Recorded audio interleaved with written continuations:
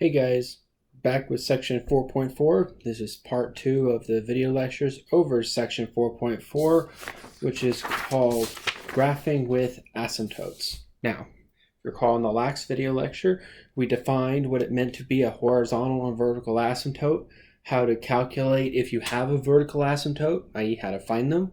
And then with horizontal asymptotes, we have been practicing evaluating limits as they go towards infinity. So, you recall example from last time. We had this situation where we take the limit as x approaches infinity of x squared plus 1 divided by x. And what we did is we recognized that the x squared term, this leading term right here, actually dominates every other single term inside this fraction. What do I mean by dominate? X squared tends to infinity much faster than 1 or x. First off, 1 never tends to x. It's a constant function. It's stuck at 1. X approaches linearly to infinity, and then x squareds converge quadratically. So, quicker, plug in 1 into x and x squared, they're the same. Plug in 2, then it's comparison to 2 to 4. Plug in 3 into x and x squared, then it's 3 to 9. So on and so forth. You can see x squared will get to infinity much faster. So we divided every term in this fraction by x squared, canceled appropriate terms, then evaluated our limit as x took to infinity. Why did we have to do this? Because if we took the limit right here, we'd get infinity over infinity, which is nonsense. It's nonsense to us. We can't really just infinity over infinity. What is it equal to? Who knows? So we have to do this process where we divide by the greatest power term, and then when we get to here, then we evaluate the limits, terms will vanish, and we'll be left with what we will call our horizontal asymptote. Remember what the horizontal asymptote is. It's a trend line. How does the function behave as you get closer and closer and closer to infinity? Well, if it's a horizontal asymptote, that means it hits a line and it starts behaving like a line. So if as x gets extremely large, these other two terms vanish, it's essentially just the constant function 1, which tells us there's a point somewhere along the line. If you get x big enough, this function eventually behaves like the constant function 1. So we call that our horizontal asymptote. Now, you might be wondering, why did I choose x squared instead of x? Well, that's because x squared tends to infinity faster. That's pretty simple when you're dealing with x and x squared. But how can we do that with other functions? Exponential functions, power functions, square root functions, logarithms. How can we do that? How can we try and determine which one is the dominating power? That leads us to our next idea. It's called the Tower of Power. So what we're going to do is go in descending order of all the kinds of functions of x that we can think of and talk about how they relate to each other in terms of, to put it simply, how fast they go to infinity. I.e., the thing at the top of the tower converges to infinity the fastest. The thing at the bottom of the tower converges the slowest. So if you look back at this example, in this term, or in this function, it was this dominating term x squared that dictated the behavior of this function. But the trick to these problems are determining what the dominating power is. So that's where the Tower of Power will come in handy. First up, we have the exponential function, some base raised to the x. We're just going to e to the x because it's the most common exponential function you'll come across. E to the x at the top of our power. Ever heard the term, well, that grew exponentially fast? Usually referencing something that accelerated or increased at a tremendous speed. Well, this is why. The exponential functions actually have the sharpest increase. So as you go towards infinity, e to the x will go towards infinity faster than anything else. It'll go faster than any x to the power, square roots, logarithms, all of that. E to the x is the dominating power. Exponential functions, they are the ones that are going to dominate the terms inside of these expressions. Next up, we have x raised to some power. So, while the exponential functions are the fastest, x raised to some power n is going to be next up on our list in terms of speed. Now, I just wrote x to 100 because I cannot write x to every single power down. That would take a while. So, x to the 100 is slower than an exponential function, but it's also faster than x. It's faster than x squared. It's faster than x cubed. It's faster than x to the 99. So after exponential functions are the powers of x, and then the degree at which they go to infinity increases with their power. So the higher the power, the faster you go towards infinity. That's how the powers of x's go in this tower. So we go down to x squared, then we get to x. But once we hit to x, now we can start talking about other powers, specifically fractional powers. X will go to infinity faster than the square root of x. Square root of x is actually kind of a slow function. Don't believe me? Plot it on a graphing calculator. See graph x and square root of x. See which one goes towards positive infinity faster as x goes towards infinity. At x to the 1/3. Well, you noticing a pattern here? If it has a higher power, it's going to converge to infinity faster, making it higher up on the tower of power. And then after the fractional exponents, we get the logarithms. The logarithms are the slowest growing functions that we are going to talk about. The exponential functions are the fastest, then followed up by the powers, followed up by the fractional powers, and then, the turtles at the end are the logarithms. So we can use this tower of power when we're looking at situations like the previous example to determine which term inside those fractions are dominating. So we take the limit as x goes to infinity, we know what term we need to divide by. So we can actually get an answer that makes sense. So pretty much the strategy to these things is when you're taking an infinite limit, look at the thing you're taking the infinite limit of, determine the thing that is the highest in terms of the tower of power, i.e. which one converges to infinity the fastest, divide every term by that power, and then take the limit. Why do you want to do that? Because all the terms that have a lesser degree or lesser power are going to vanish when you evaluate the limit as you go to infinity. So if you think about it in a convoluted way, when we do this, we're kind of slowing the functions down. If you just plugged in infinity, you'll most likely get infinity over infinity. It's going to be nonsense for you. But by dividing by the highest power, it kind of slows down the analytical process for us so we can actually see what the function is converging to. By dividing by the highest power, we're basically pulling back the curtain on the behavior of this function as it goes towards infinity. All right? Now, the only way to get comfortable with things like this is to practice. So now let's look at a few more examples. Just start off with the limit as x approaches infinity of e to the x. This is a very straightforward one. What happens to the exponential function as you start plugging in bigger and bigger and bigger numbers? Well, it gets extremely big. So the limit as x goes to infinity of e to the x is just infinity. It converges towards infinity. The bigger the numbers of x you punch in, the bigger the outputs. So that one's pretty straightforward. So let's see maybe a little bit more complicated one. To evaluate this, the limit as x goes to infinity of 3x squared minus x divided by 2x squared plus 1. Okay, so let's look at this. When we're evaluating an infinite limit problem, what we need to do is determine the highest power term.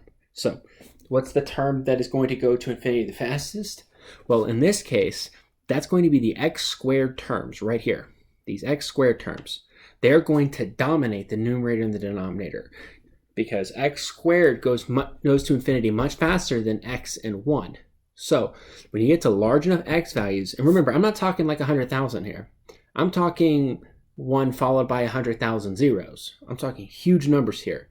When we get to really big numbers, these terms, x and 1, are going to become meaningless to us. And we can actually show that by dividing every single term in here by x squared.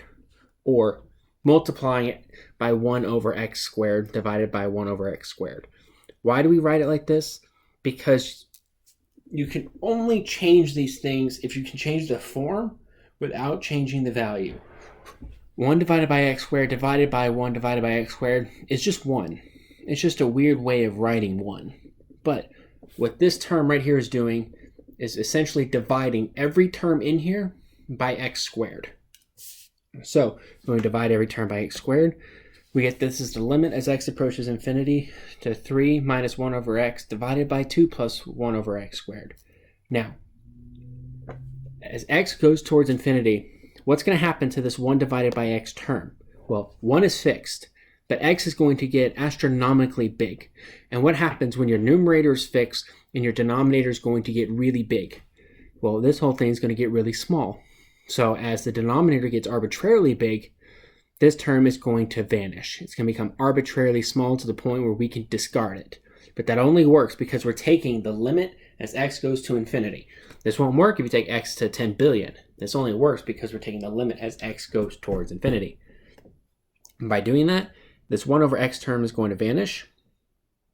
And then when we take the limit as x goes to infinity in the denominator, this 1 plus x squared term, well, if you thought 1 over x was going to converge to 0 fast as x goes to infinity, 1 over x squared is going to get there faster. So when we're dividing this 1 by this x squared term and we take x to be astronomically big, this term is going to get astronomically small. So as we evaluate this limit, this 1 over x term is going to vanish, this 1 over x squared term is going to vanish, and we are just left with the constants 3 divided by 2. So this is what I mean by kind of pull back the curtain. We find the dominating power, in this case is x squared, divide every term by that, and then take the limit as x goes to infinity. And all of the terms that were of a lesser power will vanish, and we are left with the terms that were dictated by the highest power, which in this case is the 3/2. All right? Now, let's see another example. Suppose we want to evaluate the limit as x approaches infinity of 3x squared minus x divided by 2e to the x plus 1. Okay. Now, when you're doing these problems, the first step you need to do is determine what is the highest power.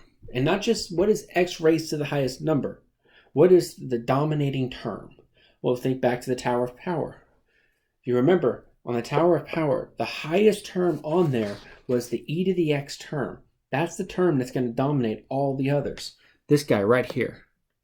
Because when we get big enough, that e to the x is going to override all of the other terms. So as you punch in x big enough, this thing will converge to whatever the dominating power is telling us it converges to. So what we need to do is divide every term by e to the x. Once again, this big guy or ugly looking thing right here, all I'm doing is saying we're going to take our original function and we're going to divide every term by e to the x. Okay? And what happens when we do that? Well, it's going to look like this. The 3x squared is going to become 3x squared over e to the x. The minus x is going to become minus x over e to the x. The 2e to the x is going to become 2 because the e to the x are going to cancel with each other. And then we have a 1 plus 1 divided by e to the x. Now what happens when we evaluate this limit? Well, since e to the x is the dominating term, this 3x squared divided by 3x term is going to disappear. This x over 3x term is going to disappear. Why? Because e to the x is going to go to infinity much faster than x will. So when we get to a big enough number that x becomes irrelevant, and that e to the x is going to overtake that fraction and send it to 0. And the denominator, well, the limit as x approaches anything of 2 is 2. And then this 1 plus e to the x term is very much going to disappear quickly. All we are left with is 0 over 2. Because this numerator is going to become 0 minus 0 when x gets big enough. And the denominator is just going to stay at 2. But what's any fraction with a 0 in the numerator? It's equal to 0. What do? We recognize that e to the x was the dominating term. It's the one that's going to go to infinity the fastest. We divided all the terms by e to the x, and then we evaluated our limit, and we are left with 0 over 2, which is just 0. Alrighty. Now, you guessed it, let's see another example. Alright, so let's look at this example.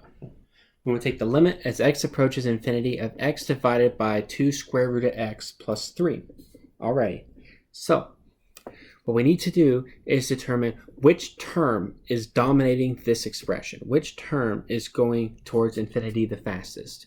Well, we have x, and we have a square root of x, and we have a constant. The constant's never going to infinity. It's not even in the Tower of Power. I mean, it's not going nowhere. It's a constant. It's stuck. It's never going to infinity. So really what we have to decide is between x and the square root of x. But the square root of x is just x to the 1/2. that power is less than x to the 1. So this value x, this guy right here, that's our dominating term. Our x, that's what's going to determine how fast we are going to infinity. X is going to get to infinity much faster than the square root of x. So x is the term we want to divide everything by. So let's do exactly that. Since we are dividing every single term by x, then this expression x divided by the 2 square root of x plus 3 is going to simplify down to 1 divided by 2 divided by the square root of x plus 3 over x. Now, you might be wondering where this guy came from. Take the square root of x and divide it by x. That's just x to the negative 1/2, or 1 over the square root of x. So for homework, I want you to show that 2 over the square root of x divided by x is equal to 2 divided by the square root of x. Take a second, sketch that out. It's good practice with exponents. And if you have any questions about that, shoot me an email. And then plus 3 divided by x. Now, square root of x goes towards infinity pretty slowly, but it still goes to infinity faster than something that doesn't go to infinity. So this term, when we take the limit as x approaches infinity, is going to converge to 0 because the square root of x right here is dominating. Now, in this 3 over x term, what happens when we take the limit as x goes to infinity? This term is also going to go towards 0. That's because 3 is fixed. You start punching in bigger and bigger and bigger numbers, this fraction is going to disappear. So we're left with 1 divided by something that is converging to 0. Both these terms right here are converging to 0, so their sum is converging to 0, which means the denominator of this expression is going to go to 0 while the numerator stays fixed. So we have 1 divided by something that is going to get arbitrarily small. What does that tell us about the whole thing? Since we're dividing by something arbitrarily small, the whole thing is going to get arbitrarily big. Now, do we have anything to denote something that is unboundedly big, that is going to just go on forever? We do. We call that infinity. So, as the denominator gets arbitrarily small, the whole thing is going to get arbitrarily big. So as x goes to infinity, this entire thing is going to go towards infinity. Alrighty, let's see another example. But before that, I just want to comment. You're looking at these examples, and if any of these you're like, what the heck just happened? Write down the slide number, write down the example, shoot me an email. I'm happy to work with you if you have any questions on any of these examples that you've seen so far. Seriously, I love my job. So if you have any questions, shoot me an email and we'll get it resolved, all right? All right, let's see the next example. How about the limit as x approaches infinity of e to the negative x? We already looked at e to the x. That one went towards infinity. What about e to the negative x? Well, the way to do this problem is to remember that e to the negative x, well, that's just 1 over e to the x as we evaluate the limit as x approaches infinity. And what happens when we do that? Well, this e to the x term is going to get very, very big. It's going to dominate this whole term. And what happens when the denominator gets arbitrarily big and the numerator doesn't? Well, then the whole thing gets arbitrarily small. And when something, as you go towards infinity, tends to something arbitrarily small, we say that this limit is equal to 0. All right? And that comes from the fact that 1 doesn't go to infinity, and e to the x goes to infinity very, very fast. All right? So we're dividing by something really big. We're dividing something really small by something really big, so the whole thing is going to go to 0. All right? Now, before we move on to the next example, I'd like to remind you the Tower of Power. Let's take a quick peruse of this again. At the top, we have the exponential functions. In the middle, we have x raised to the power of something. And when you're comparing the x raised to the power of something, you just look at the size of the exponent. 1 is bigger than 1/2, so x is going to be faster than the square root of x. 2 is less than 100, so x to the 100 is going to go towards infinity faster than x squared. And then after square root, we have the rest of the fractional exponents. So x to the 1/3 is slower than the square root of x. The x to the 1/10 is slower than the square root of x. And then finally at the bottom, we have this natural log. And the logarithms are the slowest moving functions that we are going to cover. All right? So the logarithms, bottom, exponentials, top, power of x is in the middle. And those you can just kind of eyeball and determine which one of those have the higher power. That's the one that's fastest. All right. Now that we've reviewed that real quick, let's try another example, shall we? All right. So we want to take the limit as x approaches infinity of 2 times the square root of x minus the natural log of x divided by 3x to the 1/4 plus 6x to the 1/8. All right.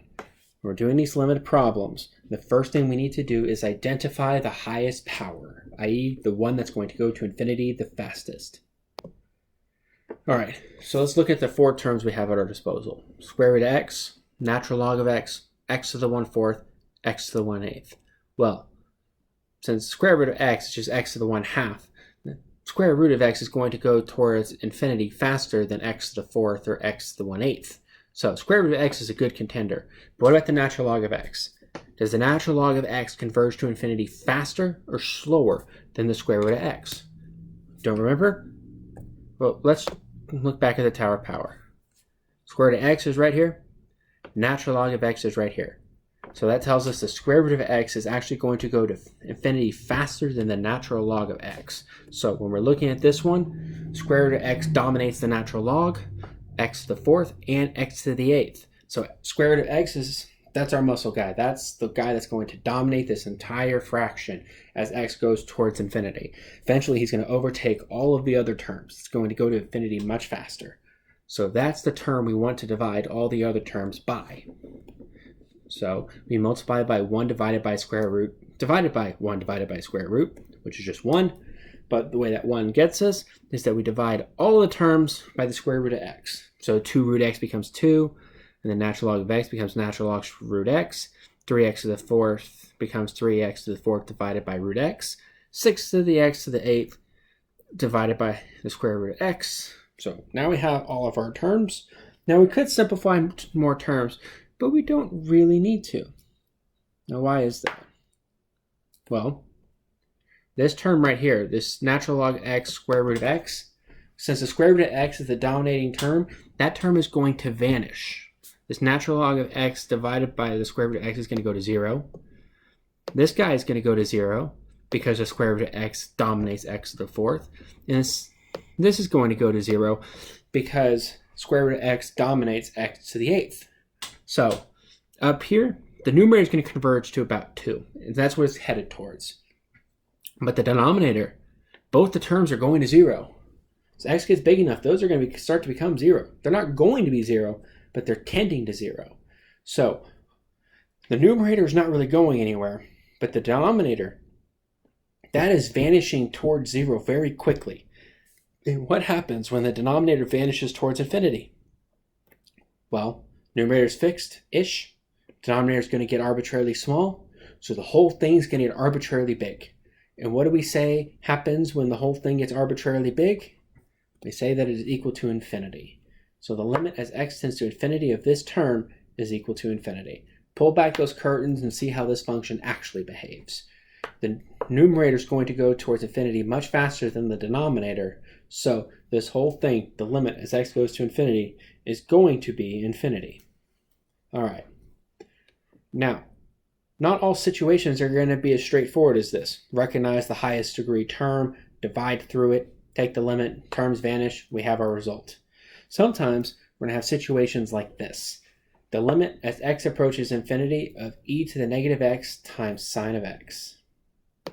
So let's evaluate the limit as x goes to infinity of e to the negative x times sine of x. Well, ordinarily, you'd want to just plug in the limit on both and see what happens. But what happens when you plug in infinity into sine of x? Where does that tend to? That's an oscillating function. It doesn't really converge to anything as x goes to infinity. So sine of x itself does not really converge. But what happens when we multiply it by this e to the negative x term? And if you recall, e to the negative x just looks like dividing by e to the x. So this is what we want to evaluate the limit of. Now, how many of you remember the squeeze theorem? Yeah, none of you? 2 of you? I don't know. See, this is why I like teaching an actual class. I can do this and gauge how many people remember the squeeze theorem, how many people don't remember the squeeze theorem. Can't do that because I'm staring at a window right now. And that grassy field is really not giving me an answer, so oh well. Alrighty, let's get back to this. So the limit as x goes to infinity of sine of x over e to the x. If you recall, sine of x is bounded between -1 and 1. No matter what x value you punch in there, it could be -10 billion, +10 billion. It does not matter. It is stuck between -1 and 1. So we can use the squeeze theorem and construct this. Since -1 is smaller than sine of x, then the function -1 divided by e to the x is less than or equal to sine of x over e to the x. And then since 1 is bigger than sine of x, then we get sine of x over e to the x is less than 1 over e to the x. So all I did was take our limit, change the numerators, and then set up my inequalities directly like this. And since these three functions are related to each other in this manner, their limits are related to each other in this manner. All right? Don't remember the squeeze theorem? I believe that was section 2.2, where we did examples with the squeeze theorem. How does the squeeze theorem work? We put one function on the left, one function on the right, one that's smaller, one that is bigger, evaluate our limits, and see what happens. But what is the limit as x approaches infinity of -1 over e to the x? Well, it is -1, but the e to the x is going to get arbitrarily big. So that left-hand term is going to get arbitrarily small. So that's going to vanish to 0. And the same thing with the far right term. Doesn't matter that it's 1, or -1, or 2, or 15. Doesn't matter. The e to the x is going to go towards infinity faster. So that means the left side and the right side are both going to converge to 0. So the squeeze theorem not only tells us that it must be in here, it also guarantees existence. So we know that this limit exists. So now we have to go figure out what that value is. We know that 0 is less than or equal to the limit as x approaches infinity of sine of x divided by e to the x, which is also less than or equal to 0. There's only one number I can think of that is bigger than 0 and less than it and equal to it at the same time. That's just 0. So we can conclude that the limit as x approaches infinity of sine of x divided by e to the x is just in fact 0. All right, I think that's where I'm going to wrap up this part of the video. So this was part 2 of section 4.4. The next part of the video of section 4.4, part 3, all we're going to do in that one is we're going to consider a function, and then we are going to practice graphing it using asymptotes. So it's the exact same stuff we were doing in section 4.3, but here we're also going to tack on asymptotes, i.e. finding vertical and horizontal asymptotes using the theory we have discussed in the previous 2 videos. All right, so I will see you in part 3.